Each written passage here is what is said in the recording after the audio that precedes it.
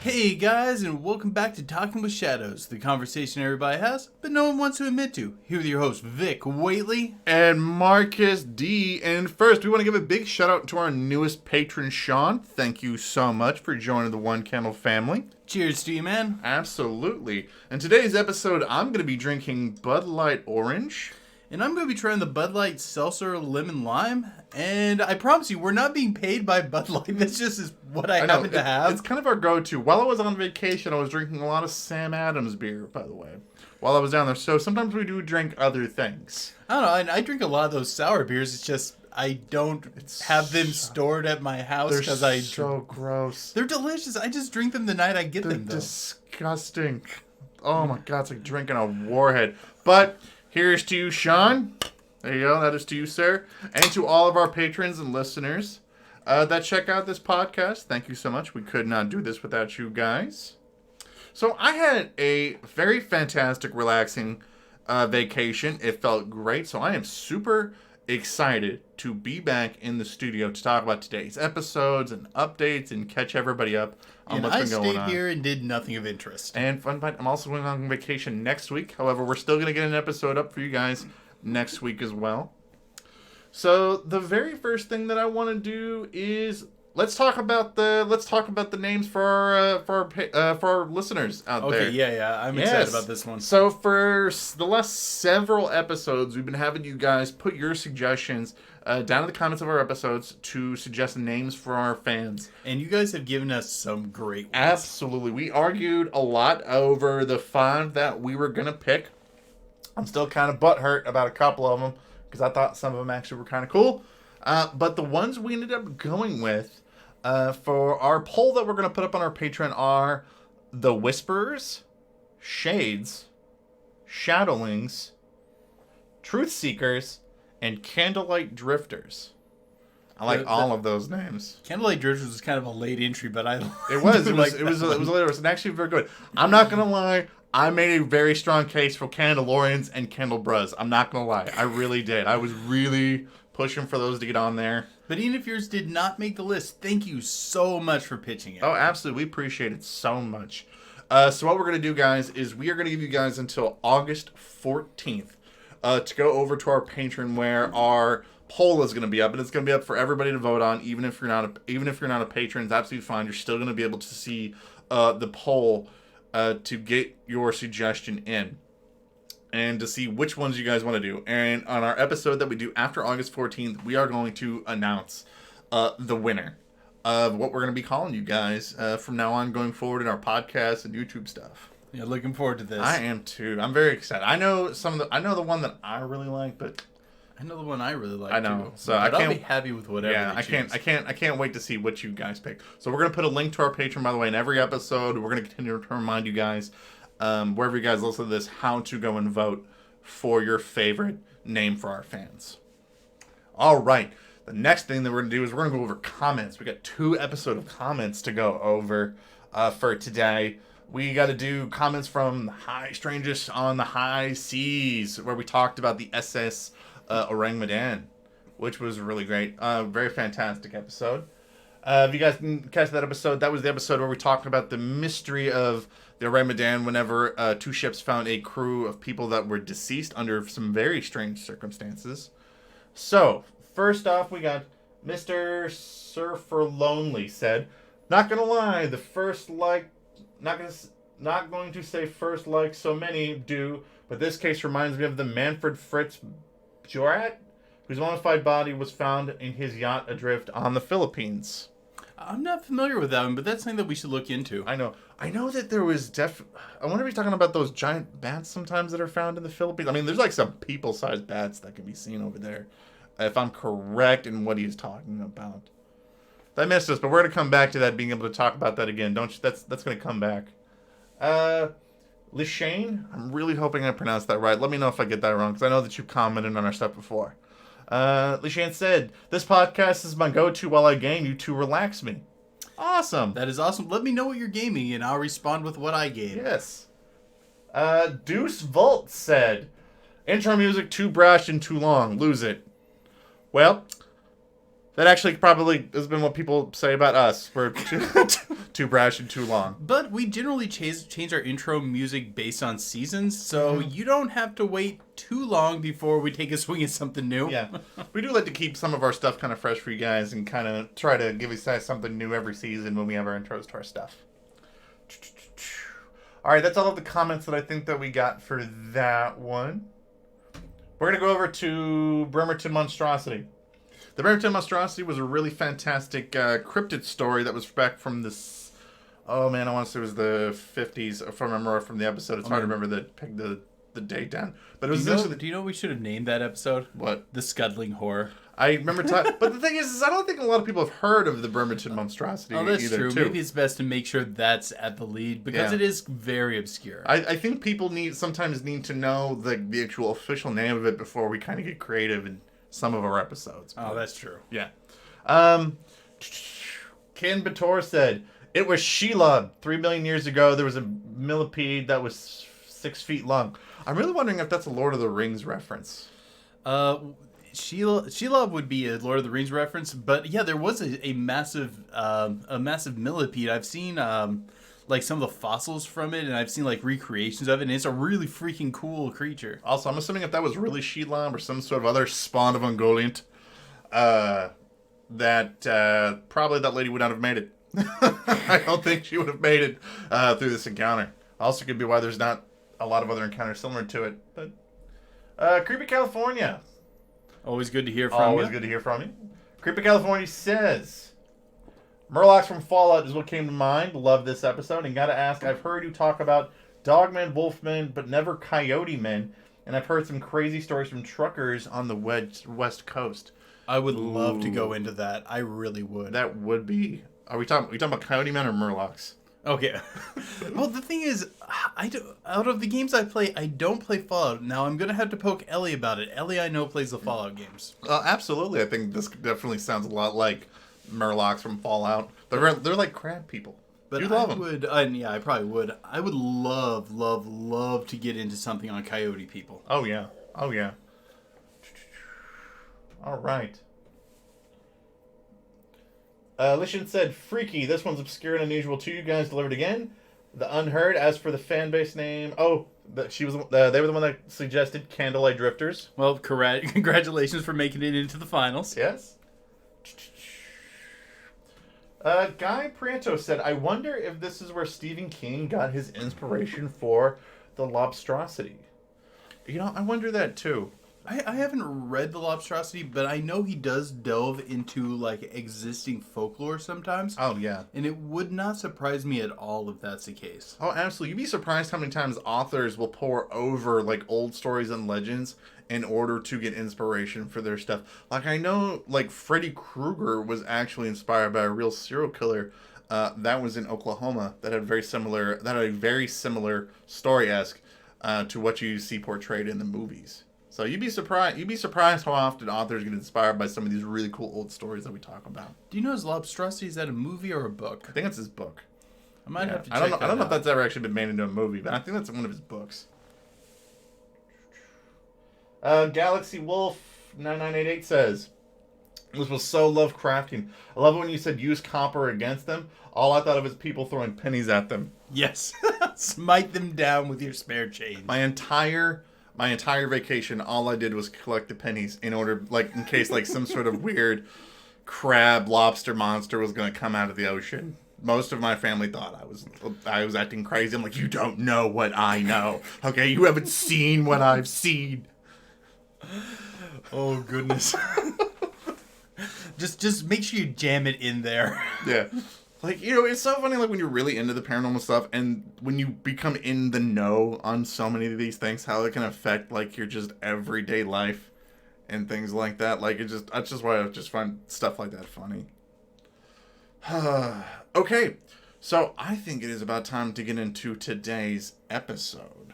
Looking forward to it. Absolutely. So today, guys, I thought that we would get in kind of into a UFO alien-esque story. So I thought we would talk to you guys today. We would talk to you about the story about Gary McKinnon. Now, Gary McKinnon is a guy who came across my radar only in the last couple of years. I knew of him, and I kind of knew of his story, but I knew that when I was watching a lot of stuff like on Bob Lazar, I'm checking Bob Lazar like out on, the Joe Rogan podcast and stuff. I'm like, Bob Lazar is really cool, but there are other people that have come forward since Bob Lazar that has talked about their experience in, with dealing with the government or investigating the government and finding stuff out about like UFOs and stuff like that. And Gary McKinnon is a great story to just delve into. So Gary McKinnon is essentially kind of one of the first hackers of his day. So his real story into this is Gary McKinnon gets into hacking, and he's really inspired by Hugo Cornwall's, I think it's called The Hacker's Handbook. And when this book initially comes out, most people didn't understand how easily it was for people to hack into certain computer systems. I mean, when Gary McKinnon Stories talks, we are in the 2001, right before September 11th, thing like that. We're in dial-up internet days, okay, guys? We're not really at the best cyber security that we have ever been in our nation's history. So a lot of people that are, in the forefront of being hackers are way ahead of people that are trying to combat computer hackers, so they got a super head start.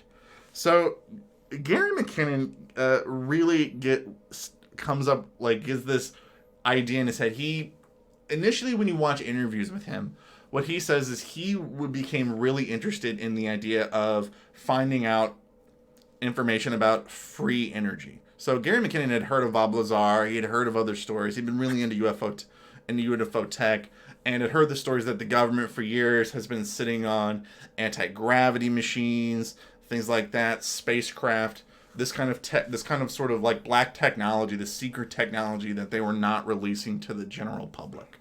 And he has always been fascinated about trying to get his hands on information about essentially for like free energy technology. So he decides that he is going to try to hack into the United States government. Now, I probably should be, to let you guys know that Gary is from London, okay?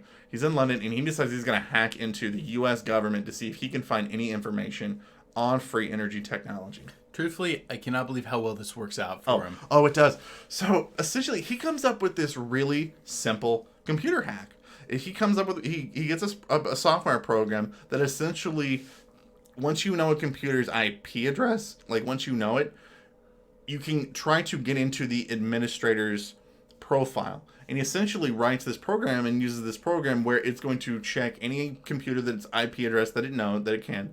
It's going to check to see if the administrative profile on the computer is either blank or the password is just password.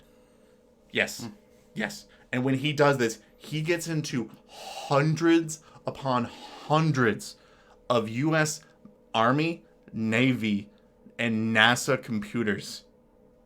Man, I'm just sitting here shaking my head, man. Yes. Okay. So, like, I think those of you guys that have ever had, like, your IT department kind of, like, get into your computer and you can see kind of, like, the mouse cursor moving around. This is essentially what he does. He does this to hundreds and hundreds of U.S. government computers for the span of about 18 months. From about February of 2001 till I think about March of 2002. He just starts sifting through dozens and dozens of high-profile U.S. government stuff, looking for free energy technology and snooping around for stuff on UFOs or anything else he can find. The funny part about this is he has to do this essentially at various times because, again, the way that he does this, you can tell if he's on your computer because the mouse cursor would be moving around. So the way that he had to go about doing this was that he had to do it when it was really late at night, like third shift in military bases in NASA, whenever people wouldn't notice this mouse cursor moving around and clicking on and looking through files. So I'm really wondering how many stories there are from back in that day about NASA, about like cleaning people walking around and just seeing the computers just on and turning on and moving on their own. The haunted computers Yes, of NASA. I guarantee you that has to be a story throughout NASA that's just not being told. There's just no way, because he does this for years and he does this over hundreds and hundreds of computers. So he starts like rifting through all of these different computer files, and he's trying to search to see what he can find. One of the things that he claims that he found while searching through there was an Excel spreadsheet. And on the Excel spreadsheet, it was titled Non-Terrestrial Officers. And it just lists all of these military personnel.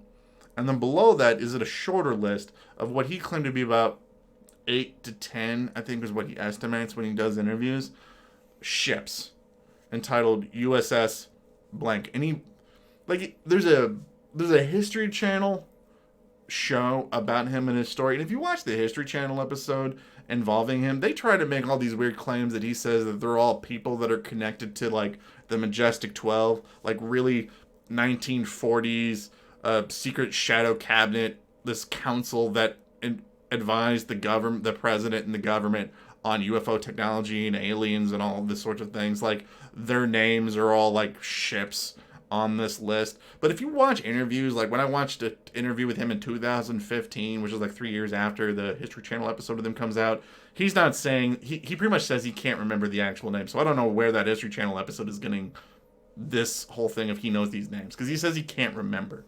And they tend to play a little fast and loose with the facts. It's an ancient alien episode. I watched it. It's really cool, and you can get the real cool story out of it. But it's that part I found kind of weird, because they're not really accurately reflecting the actual story in this. I'm gonna give it to you as straight as I can when I'm talking about this today. Yeah, and they're all listed as USS. And when he's finding this Excel spreadsheet, you would think that he would find this like in NASA, right? Like non-terrestrial officers. But he actually claims that he found this while he was investigating files for the U.S. Navy, which is weird, because I'm pretty sure that that a lot of NASA and a lot of their astronaut pilots all fall under the Air Force. That does make sense. But if you're looking for like the sort of structure you would need for like just the practical applications of being on a spaceship, the Navy's structure would work better for it. Yeah. So this is like one of the big like parts of his story, is he talks about seeing all of these like these ship names and all of these officer names. The one thing that he claims is he doesn't think that these are actual like alien officers, at least to him, and what he said, what he felt like what he was looking at. He said what he felt like what he was looking at were ships, because again they say USS, were ships that the U.S. government had that he believed that was operating in space. Because when you listen to Gary McKinnon and he talks, he's a guy that thinks that we are operating in space using our own ships and using our own crews and things like that. Like more than what we're letting on. Like we are way further along in our ability to like crew spaceships and stuff.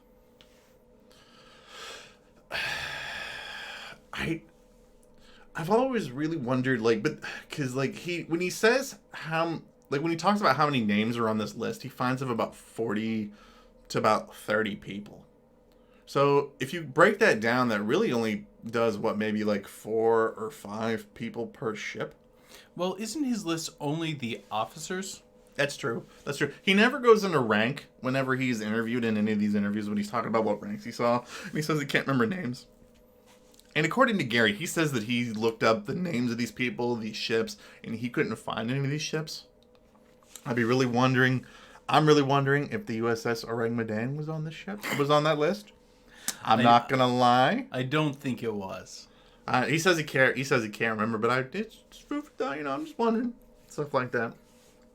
So, yeah, and it's also funny too, because he thinks that we're way more ahead now of what we are in the space race, like what we are, in the space race, than what we were, say, back in the 1960s. Because it's funny, because listening to him in interviews, he talks all the time about how he doesn't think that we had the technology to be able to go to the moon in the 1960s, but he thinks that by 2002 we have the technology to have spacecraft floating around in space and stuff like that. Well, one of the questions would be what caused some of these jumps. That's a good question. Well, and that kind of moves on to the other main thing that he found. So the next thing that he finds while he's snooping around is, so when you listen to Gary talk about his motives for doing what he does, it kind of changes based on when he's being interviewed a little bit, like, when you listen to him now, he says that he was really inspired by his interest in UFOs, and he was really inspired by the Disclosure Project, which is this massive group of government officials that came out in May of 2001, that was talking about their experiences with UFOs and aliens and all that sort of thing. That comes out in May of 2001. He begins his snooping and his investigation in February of 2001. So it's a little before what he's talking about in some of his more recent interviews. Circa 2006 is when he's talking about he's looking for free technology and stuff. But one of the people that really inspired him to delve deeper was this lady named Donna Hare. Donna Hare is a NASA employee that claimed that she worked out of Building 8. And Building 8, supposedly in NASA, was where they essentially photoshopped UFOs out of NASA photographs. Which, I mean, it's something that I think all of us have been assuming has been going on for a long time. There's been a lot of... Oh, yeah. And also, like, how conveniently their feeds seem to drop when, objects in space take sudden right-angle turns. Yeah, for like years and years and years, like NASA was denying that they were ever photoshopping stuff out. And, just as technology has sort of advanced and the general public has gotten more intelligent on how to spot photoshopped photos, NASA's had to come forward and say stuff like, we Photoshop some of our photos, but it's so that we can show a better majesty of space. And no one's gonna want to see that picture of space with that flying saucer. Yeah. No one's interested in that. Just get that out of here. Yeah, and no one's gonna be interested just in seeing regular photos of space, because regular space is boring and things like that. They're like, NASA's like, space is like the Kardashians. They need to be photoshopped and airbrushed into making it look good. I'm like, wow. So Donna Hare is saying stuff like what happened to her was she was working in Building 8, and where one of the departments that was like next to her or something like that had people whose whole job it was to Photoshop UFOs out of NASA photographs.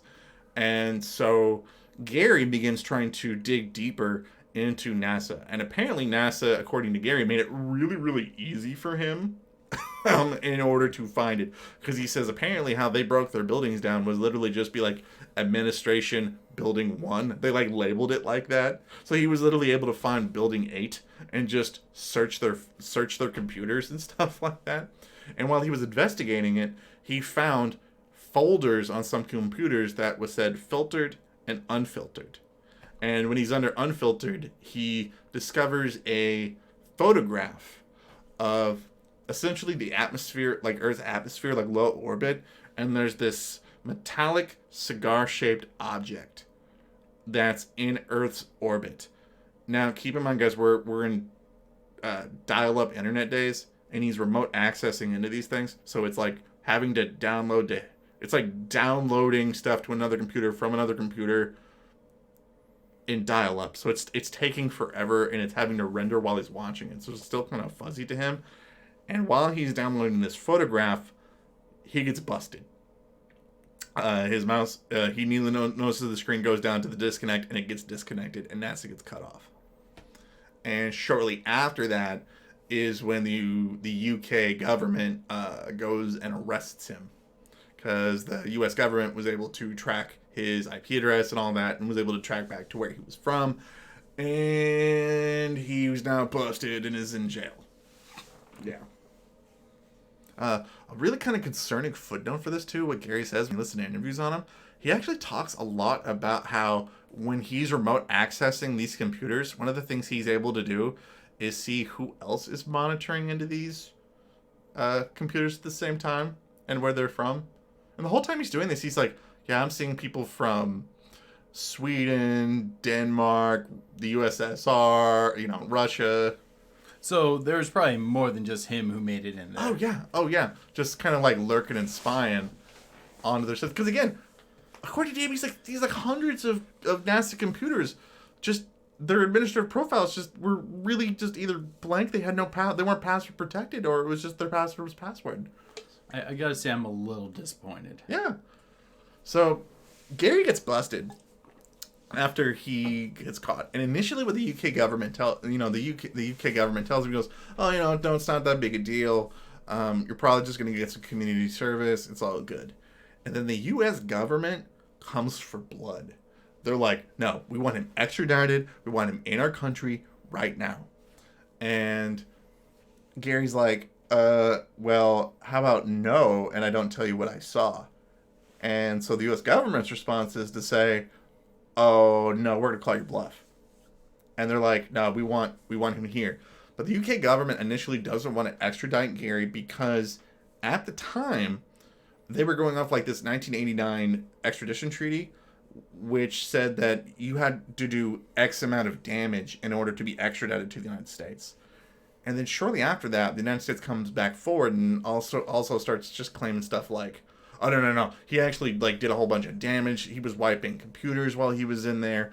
He was erasing information, which crashed our systems for days and stuff like that." And didn't they say that he even destroyed several of the computers? Oh yeah, he did. He almost did close to $1 million worth of damage, and he's posting mocking comments on their web pages and things like that, and information. And now Gary's facing 70 years. He's facing 70 years in jail on literally trumped up charges at this point. Yes. They magically came forward after saying no, you have to, this has to be the line, and the United States all of a sudden goes, "No, he went way past that line, out of nowhere." And then they even write new legislation by 2005. And in order to be able to trump up just even more charges to him, to get him brought over to the United States. He faces a 10-year legal battle with the United States and the UK government, where initially the UK government's probably going to turn him over, but Gary appeals, and it goes back and forth almost 10 years, till finally a high-ranking member, Theresa May, of the the UK government, finally lays down the last decision on the matter and says that we can't extradite him to the United States because Gary suffers from autism and depression, and he might kill himself if we extradite him. Which is a very odd sort of excuse. Yeah, I find that kind of odd that would be the reason that could get you out of going to jail. But at that, England's had a odd history with Asperger's syndrome. There was a guy, he was really obsessed. He had a preoccupation with fly fishing. And he read all these old manuals about fly fishing and the art of creating flies. And a lot of them were written by noblemen from back in the day, and talked about using the feathers from birds who are endangered and now extinct. And he ended up stealing a lot of them from one of their natural history museums. And he ended up getting off pretty much scot-free with the fact that he was stealing parts from all these rare birds and rare animals, some of them now extinct, and also just selling them. And they ended up not really pushing the issue. It was so weird. And finally what they ended up telling him was that, we can't extradite him to the United States, but, we're not going to extradite Gary to the United States, and we're going to have to charge him here in the UK, but the charges end up getting dropped because eventually all of the evidence was only in the United States. Yeah. Because when he got arrested, the United States seized his computer and all this information, which is why, and he's never gotten it back, which is again why we don't have the Excel spreadsheet that he's talking about, or the photograph that he claimed that he saw, and things like that. Do you know what it sounds like to me? It sounds like the British did not want to give this guy up. It sounds like they considered him for one reason or another to be an asset. Well, it sounded like the United States government was also just dramatically embarrassed for how bad they were at protecting themselves from cyber criminals. There's reasons for them to be embarrassed in this situation. Absolutely. They did a poor job. Absolutely. And it's weird, talking about, how differently this was perceived in the media. Like how Gary was portrayed in the United States as compared to the United Kingdom. Like in the United Kingdom, initially, like he's on the news for what he did and things like that. But in the United States, there's only an initial like flare up of him about on the U.S. news, but at the same time, they're like calling him like the 9/11 hacker. It was very weird. Like they were really trying to just frame him as being this really awful guy. Now, don't get me wrong, he broke the law, and I get that, but they're trying to make him look like this. They're trying to make him look like a terrorist. Yeah. Where, I guess, yeah, kinda. But I don't really think that he was trying to be malicious. I think he's trying to bring the truth to the world. He was trying to snoop. Because if you look at, like, now, fun fact, he actually has a YouTube channel where you can kind of go and check out what he's up to now. And he's just really interested in, doing his experiment projects, trying to work on things like motion and energy and things like that. And into UFOs. He's more interested in, like, what we're doing on Mars. And he's like always, what's funny? He still reaches out to NASA, questions them about all their doctored photographs, but he has to do it under like a fake email because they won't email him back. Do you think he gets no response or super catty responses? He gets both sometimes. Like he has to come up with new like emails all the time. Well, he says he has to come up with new emails whenever they reach out to him because sometimes they just won't email him back or they come up with like really terrible answers and stuff. Doesn't he do also like Let's Plays and stuff? Yeah, he does some, which is also cool. I mean, he's a really cool guy. Like he's very much like Bob Lazar. He never changes. He's a lot like Bob Lazar in that he never changes his story about what he saw, what he did. He doesn't add to it. He doesn't flare it up. He doesn't really seem to be looking for money into this. At one point, he was trying to write a book, but I don't think the book ever gets published because I went looking for it when I saw his like 2015 interview. With Richard Hall, and I didn't see any actual like book that I could like order to see kind of like from his perspective on things. One of the things that I will say adds to his credibility is the level of consistency over time. Mm-hmm. I think there's only one fact that seems kind of fudged, and that's the whole thing about his motive on why he was initially wanting to do it and how it doesn't quite match up with the date. But besides that, he is extremely consistent over time. Well, keep in mind, when he's talking about his motives, in his early interviews when he's talking about it, he's still facing legal charges. So he's probably wanting to make himself kind of look like a nice guy. He's probably trying to give some mitigating circumstances. Like in 2006, he's like, his interview in 2006 that he does, which you can find, he's like, I was really interested in finding free energy because it's not fair that countries go to war over oil and really impoverished families have to pay, so much of their paychecks into gas and stuff like that. But if you look at him like after 2012, he's like, I'm really interested in UFOs and what they're doing on Mars, and it's just totally a little different, which I get. I think he's... And you clean up your act when you're facing charges. Yeah. And I don't know this from firsthand experience. I've never faced charges. But, I mean, if I was facing charges, I would try to clean up my act. Yeah, I'm going to give myself it's better to look like this holistic individual for why you were doing what you were doing. When some of the world thinks that, you were a terrorist and, wiping, right after 9/11, wiping out dozens of U.S. Army computers and stuff. So, I think one of the first things I'd really like to unpack on this is, considering that America and England are pretty strong allies, why do you think there was such a fierce mounted defense to keep him?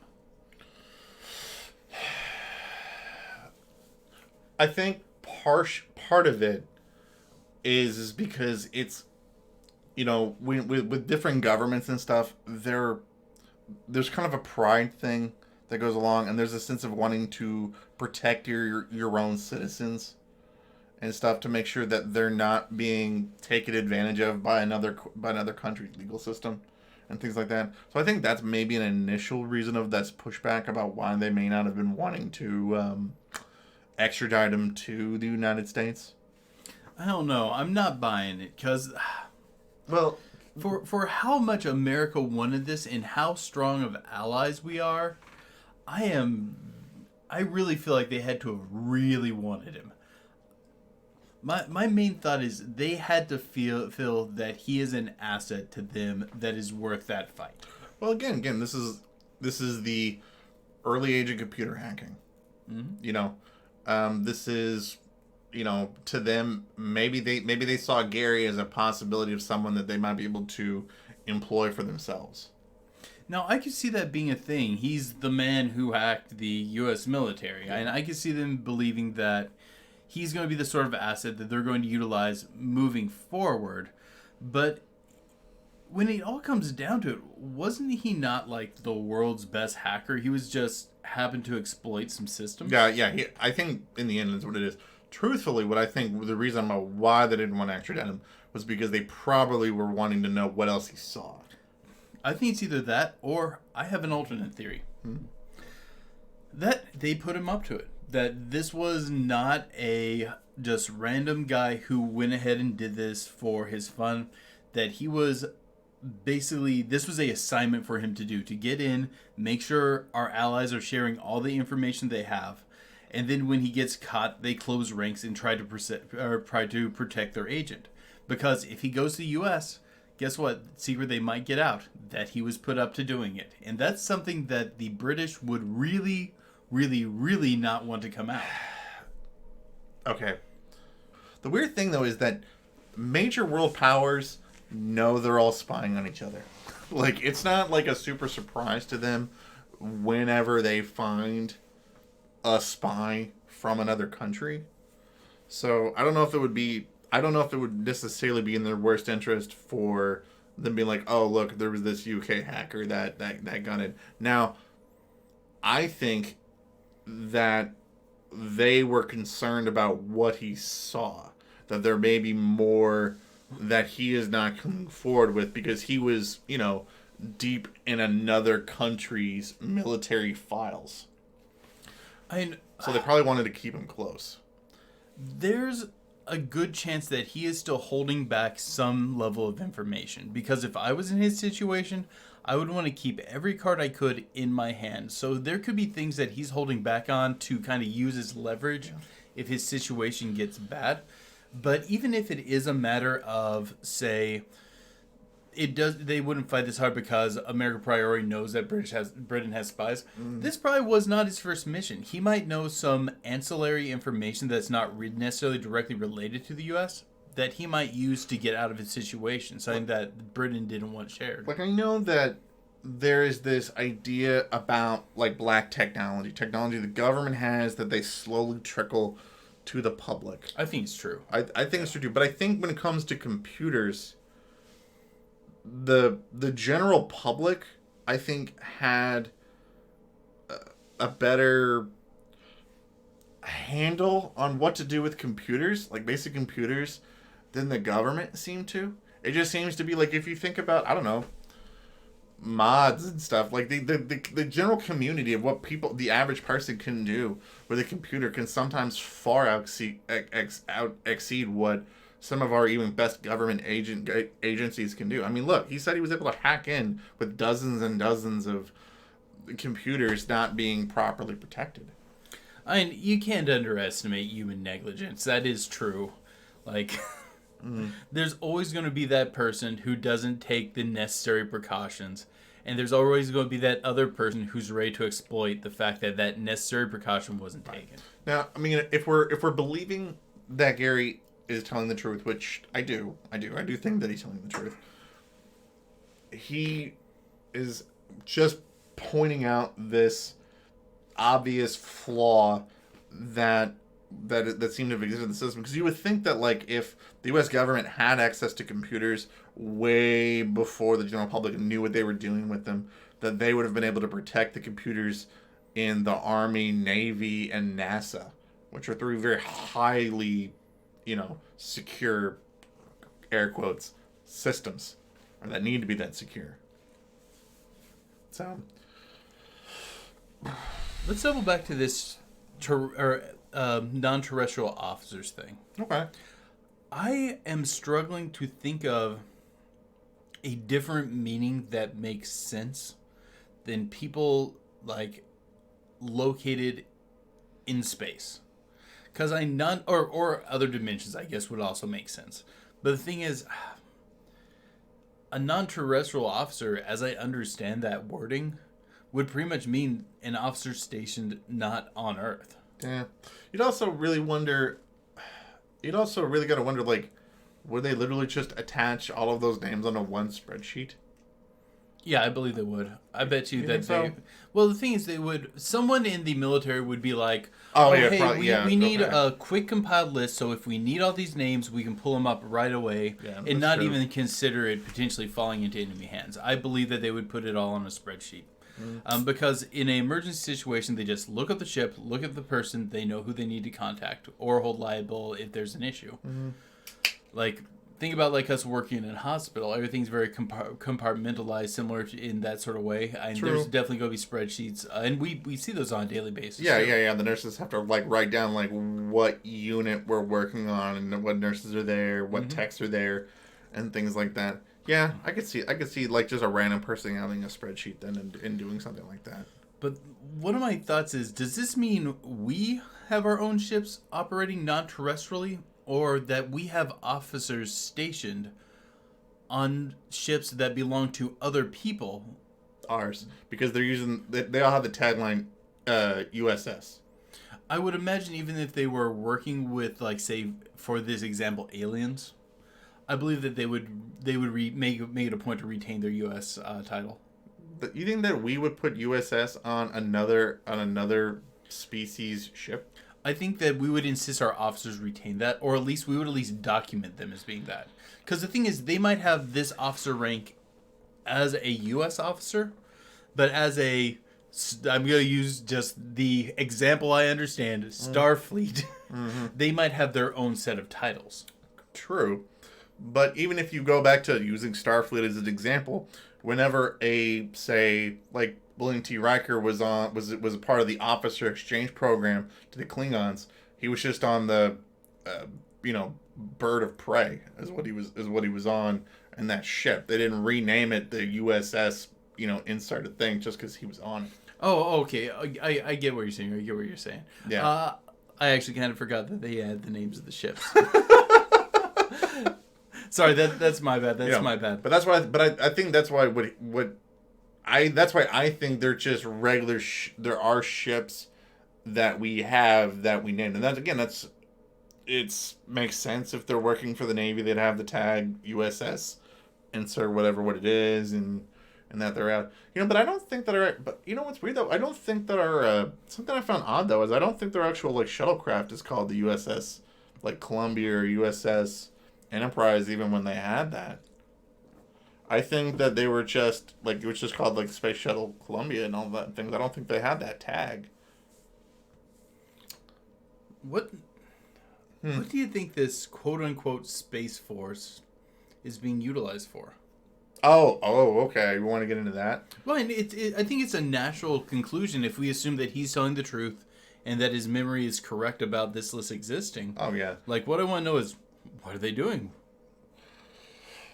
Like, we're coming to, I think, okay, again, governments are the kind of people that have to think 20, 50, 100 years in the future. This is just what these guys have to do. And I think if they're thinking, like, if they're looking at the technology that they have, and they're looking at our current situation and technology about where we may end up, there probably has been somebody since the 1960s that's been talking about the idea of us having a U.S. military presence or U.S.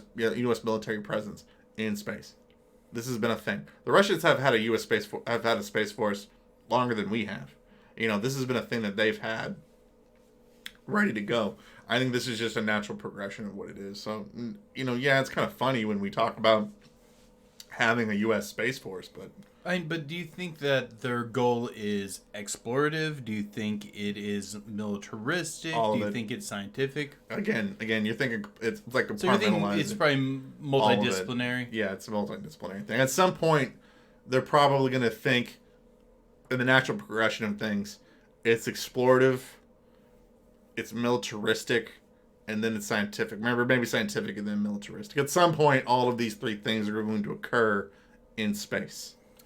Well, if they get any cool information on Naropa, I hope they share it with us because Naropa is a really interesting moon, and I kind of feel like there's some potential there for life.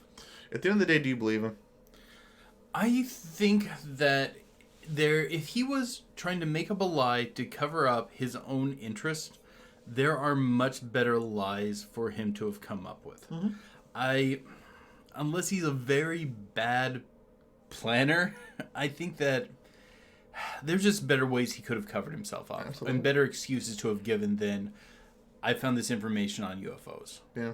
That's what makes me think this guy may very well be telling the truth. I think if we are being deceived here, it's a situation where he stumbled into false information, like they had a false cache set up on the computers. I don't think it's a direct lie. Like, truthfully, I find it maybe a little bit more believable than even Bob Lazar. Because if you look at what Gary's been done, he doesn't seem like he's had a real financial interest in talking about the things that he's gone through. With this, like, Bob Lazar comes up with a new documentary at least every 10 years where he's talking about, like, his experiences in Area 51. Gary McKinnon just seems to just pop up every now and then, and he just continues to tell the same story, and it's really not changed. It's really not embellished that much from his, by him. So I am a really big fan of how consistent his story does remain. Yeah. So, what's your thoughts? I think he's likely legit. I think he looked legit. I think what happened was he discovered some things deep down in the U.S. government's files, like in their secret files. I think he definitely stumbled upon some things that he was not supposed to have found.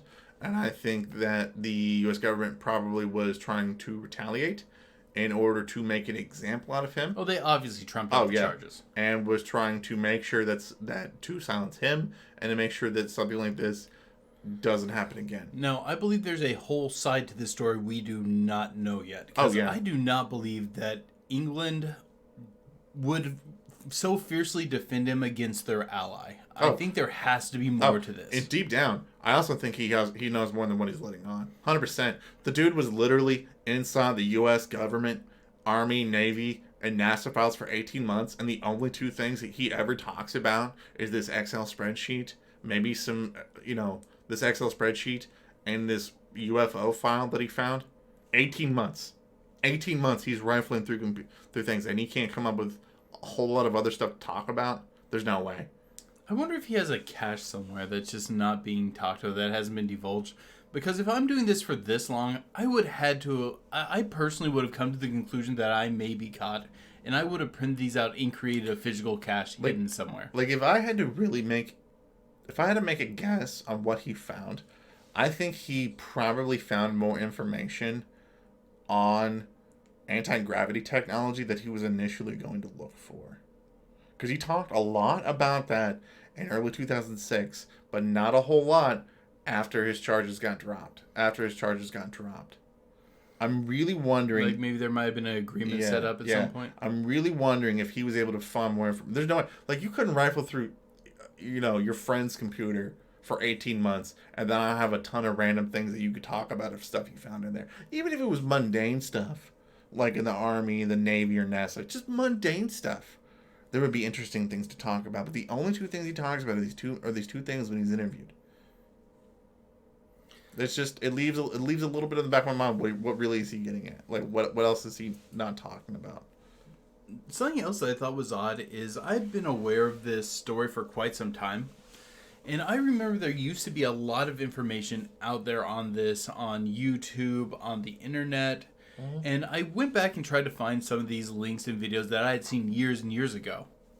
But guess what? Yeah, they're hard to find. Yeah, they're incredibly hard to find. Like, most of it just seems to be gone nowadays. Well, I'm really wondering if it was cleaned up in the YouTube conspiracy purge, like that they were trying to do. Then. There's a lot more interviews of him that are that have done in Spanish than in English. Yeah, I noticed that there is a lot more information out there on him in languages I simply do not speak. Mm-hmm. Which is interesting. But no, I think there's way more going on than what he's letting on. And I think that was probably a big part of him not getting extradited to the United States. Because again, he gets caught a year after 9/11. where the United States is writing stuff like the Patriot Act, these new cybercrime laws in 2005. They're calling them the 9/11 cyber hacker. There's no way that they're not coming for blood in all of this. And to tell you the truth, and I know that we're going over at this point, but I think the real crux of this mystery comes down to how the hell did he not actually get extradited? I think that's where the crux of the mystery really comes in. Something pivotal happened there. And I really want to know your guys' thoughts. Put your thoughts in the comments below on what you guys think about Gary, his story, what we've talked about, what you think was the reason why he didn't get extradited back to the United States. Love to hear your guys' thoughts.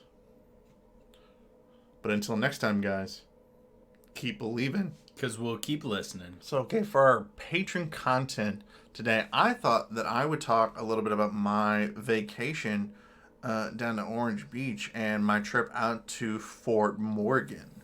But Marcus, why would you talk about your vacation? This is a paranormal-based podcast. Because Fort Morgan was supposed to be incredibly haunted.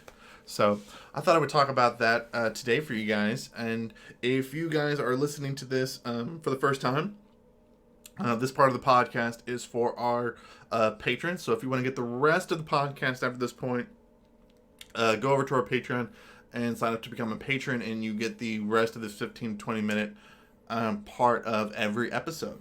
Come on, guys. It's just $1 a month. You get an hour of content roughly every month. We do an extra 15 minutes on each episode. Come on, guys. Just do it. No, I get it. Yeah. It's all good. But if you do like us, it does really help us keep going. Mm-hmm. It does. But I thought I would talk to you guys a little bit about my experiences with checking out Fort Morgan.